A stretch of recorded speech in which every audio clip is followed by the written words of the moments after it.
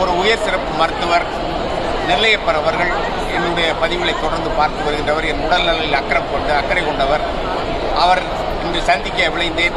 அவர் Nandambakkam trade சென்டரில் பன்னாட்டு மருத்துவ மாநாடு நடக்கின்றது, அங்கே வாருங்கள் என்று அழைத்தார்.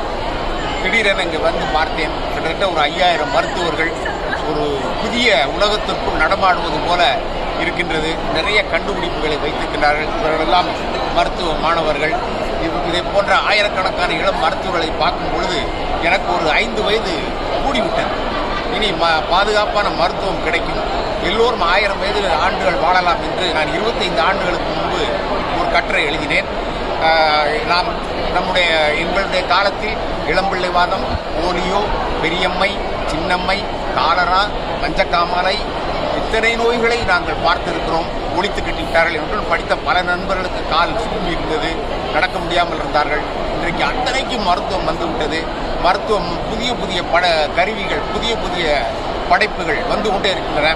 எனவே இன்னும் 100 ஆண்டுகள் கழித்து பிறப்பவர்கள் 100 வயது வாழ்வார்கள். இன்னும் 150-200 ஆண்டுகள் கழித்து பிறப்பவர்கள் 500 வயது வாழ்வார்கள். இறப்பை மனிதன் வெல்வான்.